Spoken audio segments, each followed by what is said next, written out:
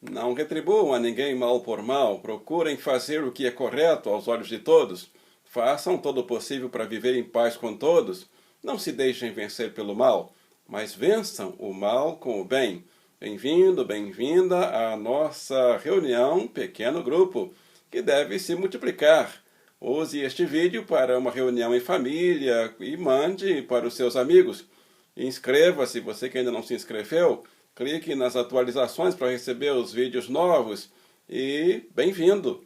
Você tem promovido a convivência amorosa, sábia e solidária na família e nos outros grupos, com seus colegas de trabalho, com seus irmãos de igreja. Como você está promovendo a convivência nos grupos que você pertence? Esse é o assunto da nossa reunião deste dia. Vamos abrir a Bíblia em Gênesis capítulo 4. E nós temos aí um assunto muito sério, problema em família, e que nós queremos, com certeza, extrair lições para que evitemos cometer os mesmos erros em nossas famílias nos dias atuais. Gênesis 4, verso 9, apenas o verso 9, mas você pode depois ler todo o texto.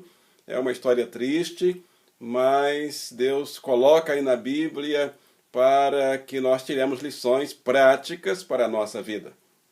Então, Gênesis capítulo 4, verso 9, aqui na minha Bíblia diz o seguinte: Então o Senhor perguntou a Caim: Onde está seu irmão Abel? Respondeu ele: Não sei. Sou eu o responsável por meu irmão? Deus e Pai, aplica essa palavra em minha vida e através da minha vida, na vida de meus irmãos, irmãs, participantes dessa reunião, em nome de Jesus. Amém. O título que nós escolhemos para esse texto é: Você e seu irmão somos família de Deus. Eu, você, nós, nossos irmãos, nós somos a família de Deus. Mesmo os irmãos de sangue, mesmo os irmãos de qualquer organização, nós somos da família de Deus. Deus é o Pai, Deus é o Criador. Então esse é o nosso tema. O texto aí, o próprio Deus vem perguntar para Caim: Caim, onde está teu irmão Abel? E essa pergunta Deus vai fazer para todos nós. Como nós estamos promovendo a convivência entre nós. Deus vai requerer de nós. Caim sabia onde estava o irmão, mas ele responde de forma grosseira para Deus: Eu não sei. E sou eu, porventura, o guardador do meu irmão? O responsável por meu irmão? Realmente, Caim não era responsável pelo irmão. Porque se alguém é responsável aqui na terra, juridicamente, por outro, é o pai, a mãe, pelos filhos, não é verdade? E assim, ou o tutor é o responsável por aquele que ele aceita ser o tutor, mas Caim não era tutor de Abel, nem era o pai de Abel. Era o irmão. Realmente não era responsável. Mas Caim se tornou responsável quando tratou mal o irmão, quando cuidou mal do irmão, quando assassinou o irmão, matou o próprio irmão. E Deus e a terra cobram de Caim o tratamento com o seu irmão. Que lições podemos tirar desse acontecimento para os nossos dias? Primeira lição: a família é composta de pessoas que falham e por isso acontecem muitos problemas. Essa é a primeira verdade. Nós não somos perfeitos, nenhum de nós, ninguém na família, o mais santo, a mais santa, nós cometemos erros em nossos relacionamentos, na família e fora da família, em casa e nos outros locais onde precisamos nos relacionar com o próximo. O exemplo é da família do próprio Adão e Eva, que são os pais de Caim e Abel. Então, na família de Adão e Eva, eles foram criados por Deus, mas o erro aconteceram falhas na vida de Adão e Eva, e isso agora traz consequências tanto para eles quanto para a família. No livro de Gênesis, aqui mesmo no capítulo 3, verso 6, encontramos aí a desobediência dos pais de Caim e Abel. E eu tenho certeza que quando Adão e Eva receberam a notícia que Abel estava morto pelo próprio irmão Caim, eles lembraram: nós também falhamos, nós desobedecemos a Deus, lá no jardim. E aí Gênesis 3:6 diz: quando a mulher viu que a árvore parecia agradável ao paladar, era atraente aos olhos e, além disso, desejável para dela se obter discernimento, tomou do seu fruto e comeu. E o deu também ao seu marido Adão, que comeu também com ela. Então, a desobediência entra na família, na vida dos pais, e isso vai trazendo consequências para a vida dos filhos. E trouxe agora a consequência para a história dos filhos de Adão e Eva, no caso, Caim e Abel. Então, primeira lição, somos falhos. Precisamos ter essa consciência de que falhamos. Não estamos livres de errar. E essa consciência deve nos manter em alerta, para que tomemos todos os cuidados, para que um erro não vá caindo sobre outro erro, porque aí vai acabar uma consequência trágica, como aconteceu na vida de Caim e Abel. A segunda lição que anotamos desse texto é que Deus acompanha a nossa história. Deus ele está passo a passo nosso, ele está junto ali, vendo o que estamos fazendo. Ele sabe até o que nós sentimos. E ele está, então, acompanhando a história de todas as famílias, a minha e a sua. E ele fica triste quando coisas ruins acontecem, por causa de nossas escolhas. Porque ele nos deu o livre-arbítrio, a liberdade para escolher entre o certo e o errado, o bem e o mal. E nós encontramos Deus seguindo ali o passo a passo de Caim. Quando Caim começou a ter os primeiros sentimentos contra o irmão, Deus vem e previne Caim, fala com Caim. Está no capítulo 4, começando no verso 6. Diz assim: o Senhor disse a Caim: por que você está furioso? Numa outra tradução diz: por que está irado?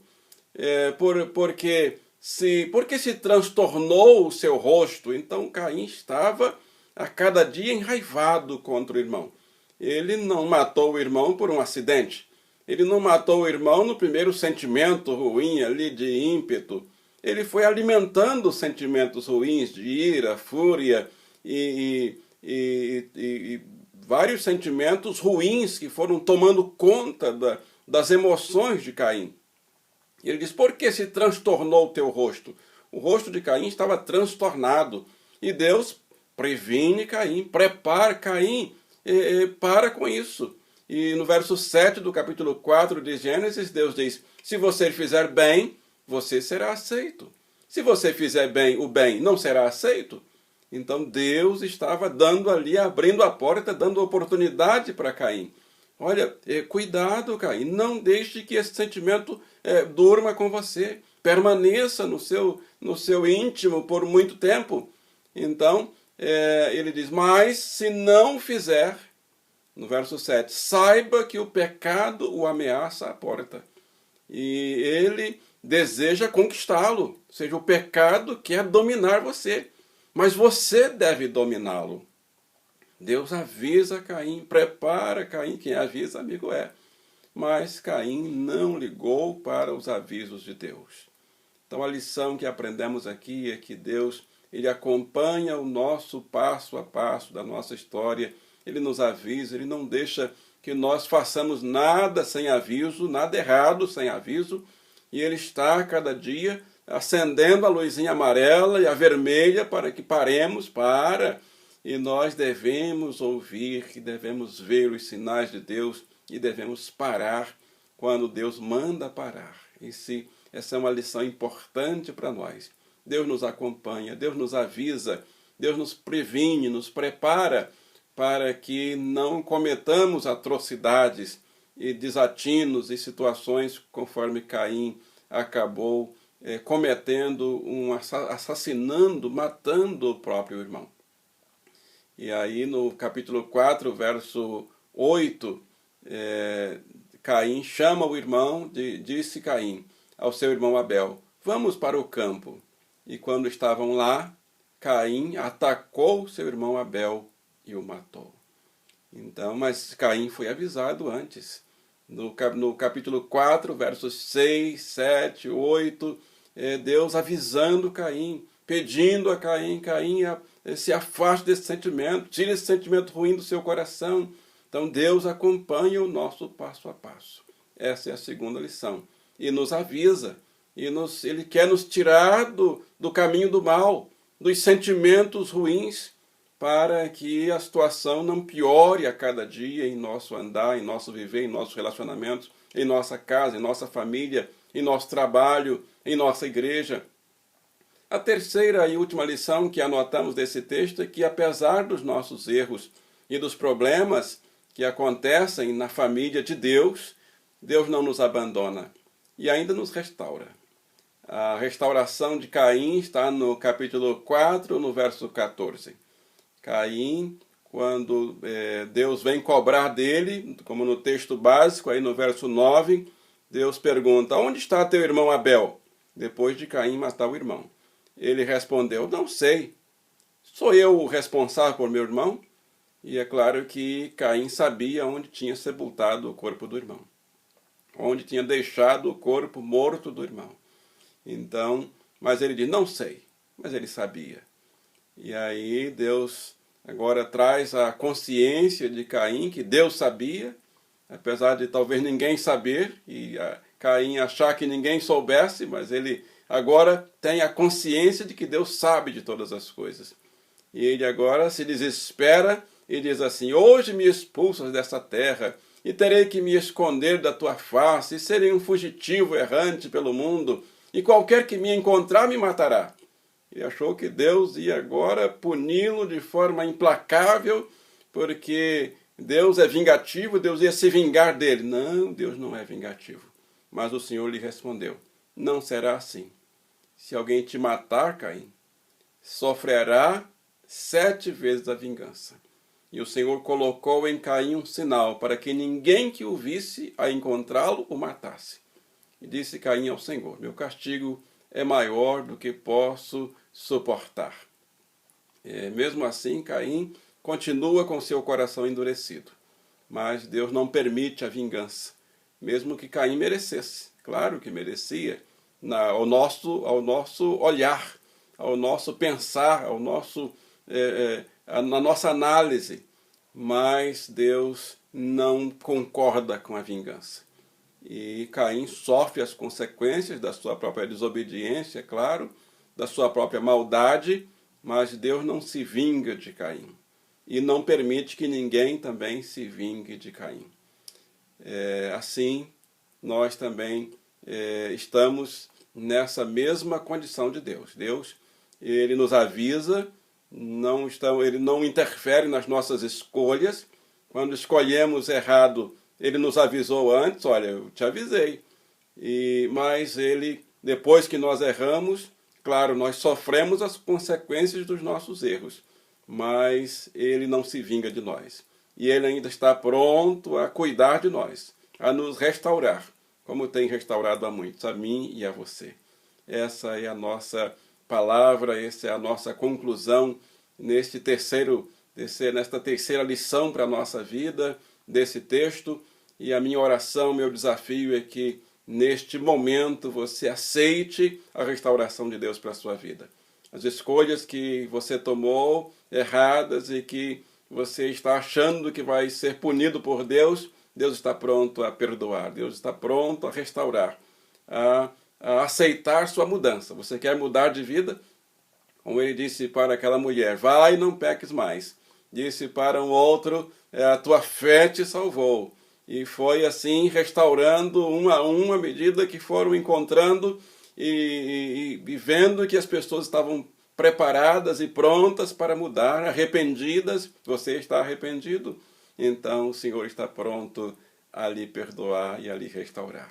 Concluindo, temos perguntas para a nossa reflexão. O que você tem feito para evitar conflitos em seu relacionamento familiar?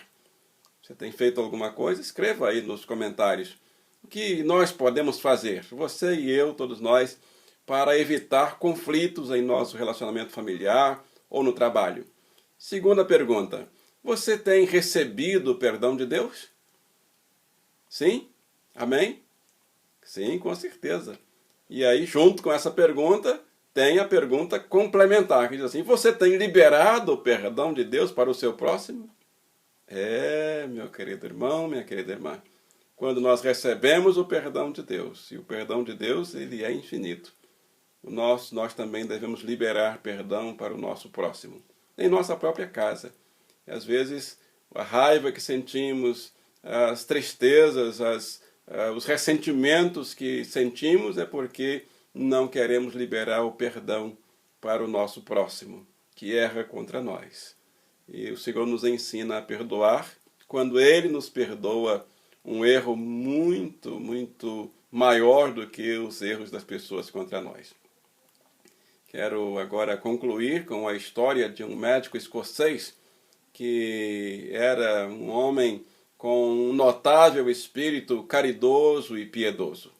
E segundo se conta na história desse médico escocês, depois da morte dele, quando abriram os livros e os inventários e os papéis que ele guardava das suas contas, daquilo que estava na sua área de contabilidade, foram encontradas muitas notas promissórias, muitas contas, que estava escrito em letra vermelha o seguinte: cada conta, cada nota daquela estava escrita com a letra do médico, dizendo assim, perdoado. E, entre parênteses, muito pobre para pagar. Perdoado, perdoado, outra nota, perdoado, e muitas notas. A esposa daquele médico encontrou na pasta dele de contas muitas notas. Não era dívida do médico, não, era dívida de clientes que ele havia perdoado. A esposa dele, viúva, ela não tinha o mesmo espírito de caridade do médico e disse, essas contas precisam ser pagas. Quanta gente que fez a conta de todas as notas que as pessoas deviam e que o marido tinha colocado, escrito em caneta vermelha, tinta vermelha, perdoado, e ela começou a tomar providências jurídicas para receber aquelas notas. E foi até o tribunal. E o juiz examinou levou todas aquelas notas, examinou todas aquelas notas, e o juiz perguntou para ela, são de seu marido esse escrito em tinta vermelha? E ela disse sim. O juiz então deu o veredito. Então, não há tribunal na terra que possa obrigar os perdoados a pagar à senhora o que o seu marido escreveu perdoado. Não há tribunal na terra que convença, que aceite que essas pessoas devem ser cobradas. Assim é o nosso Deus. Quando Deus diz para nós que nós estamos perdoados. As lições dessa história de Caim é que o Senhor, Ele sabe que nós erramos, Ele nos avisa para que erremos menos, para que evitemos tantos erros horríveis e terríveis que nós podemos cometer, nenhum de nós está livre, mas quando erramos, Ele está pronto a nos perdoar. Em Jeremias capítulo 31, 34, ele diz, perdoarei a sua maldade e nunca mais me lembrarei dos seus pecados. Aleluia. Glórias ao nome do Senhor. Daqui a pouco vamos orar. Mas antes, convide as pessoas aí da sua casa. Quem está aí próximo, 1, 2 ou 3 pessoas, é um pequeno grupo. E reúna, pare o que você está fazendo, se você puder. Eu convido você, desafio você a parar tudo. Se puder ajoelhar, ajoelhe. Se não puder, fique de pé. Se posicione com reverência diante de Deus. Desligue a televisão, desligue outros aparelhos e pare alguns segundos para orar ao Senhor. Nessa oração, nós vamos pedir ao Senhor que nos limpe de sentimentos ruins, que às vezes são sementes que nós deixamos crescer dentro de nós e elas se tornam árvores frondosas e depois difíceis de arrancá-las. Então vamos arrancar o mal pela raiz, ainda enquanto a gente pode arrancar no começo do mal. E vamos pedir ao Senhor que nos dê também autocontrole, para controlar esses sentimentos ruins quando surgirem. Vamos pedir ao Senhor que nos ajude em nosso planejamento, nos relacionamentos em casa, agora, nesse período, quando estamos mais tempo com a família, com as pessoas da nossa casa, que tenhamos um bom trato, um bom relacionamento, que planejemos um melhor relacionamento entre a nossa família. Então, convide as pessoas, também copie o link desta reunião, mande para as pessoas que você quiser, seus parentes, amigos, seus queridos, sua família, e inscreva-se, peça a pessoa também para que se inscreva, e assim você estará ampliando esse trabalho, essa mensagem, este grupo estará se multiplicando, esse pequeno grupo estará se multiplicando assim. Então, curve a sua cabeça e oremos ao Senhor. Senhor, nosso Deus, nosso Pai, Criador dos céus, da terra e do mar, no poder do Espírito Santo e em nome do seu Filho amado, Jesus Cristo, nós entramos na sua presença agora para pedir ao Senhor que limpe a nossa mente, nosso coração, dos sentimentos ruins, de raiva, ódio, ressentimento, ou mesmo que não seja raiva, ódio, ressentimento, até uma pequena tristeza, uma sementinha qualquer, que não seja do bem em nosso coração, em nosso pensamento. Arranca agora, Senhor, tira de dentro de nós todo sentimento ruim.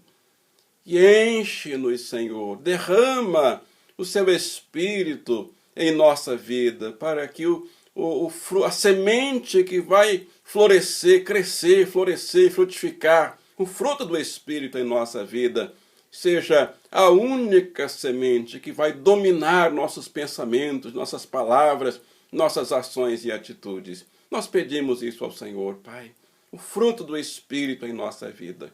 E toda semente que não for do bem em nossa vida seja retirada, arrancada, seja completamente queimada, Senhor, de dentro de nós, retirada de dentro de nós, em nosso relacionamento em casa, no trabalho, com os colegas de trabalho, na rua, no trânsito, na condução, na igreja, em todos os lugares, Pai, onde nós nos relacionamos com alguém, com as pessoas, mesmo pelo telefone, pela internet, no Facebook, em todas as mídias sociais, em nome de Jesus, Pai. Queremos ter um bom trato uns com os outros, um bom relacionamento. Esse é o nosso pedido. Queremos ter autocontrole, Pai, nos nossos sentimentos, quando nos sentirmos um tanto quanto frustrados com alguma coisa ou com alguém, nos desse o autocontrole para que consigamos dominar os sentimentos ruins, não deixar que eles cresçam dentro de nós. Pedimos então essa bênção, Pai, livra-nos do mal. Fazemos aquela oração, repetimos aquela frase da oração do Pai Nosso. Livra-nos de todo mal, Senhor Deus. Essa história de Caim é um alerta para nós, Senhor, para que o Senhor nos dê essa força para para dominar o mal, para dominar aquilo que não faz bem no nosso interior, nos nossos relacionamentos interpessoais. Queremos ainda pedir, Senhor, saúde para os enfermos, cura para aqueles que estão nos hospitais, nos CTIs, nas enfermarias ou em casa, nos isolamentos, Senhor, conforto para os enlutados, proteção para os trabalhadores nos serviços essenciais.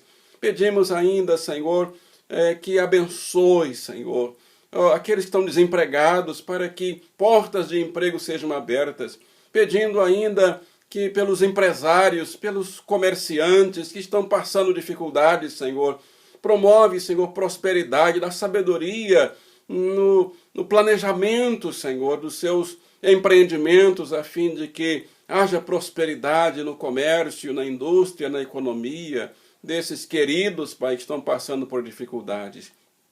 Abençoe aqueles, Senhor, que estão tristes, para que sejam consolados, confortados, Senhor, pelo Espírito Consolador do Senhor. Pedimos um avivamento para a nossa igreja, um avivamento que concorra na conversão de almas, às dezenas, às centenas, aos milhares, para povoar os céus e abençoar a nossa igreja, Pai. Peço a sua bênção e agradeço. No nome do seu Filho Jesus Cristo oramos. E todos digam amém. Graças a Deus. Obrigado a você que participou de mais dessa reunião. Essa reunião é dirigida pela missionária Eneida. Está ainda recuperando a saúde, mas está melhorando. Temos orado por ela. E agradeço a vocês que têm orado por ela também. E em breve tempo ela estará aqui dirigindo esta reunião. Mas agradecemos a você. Continue participando.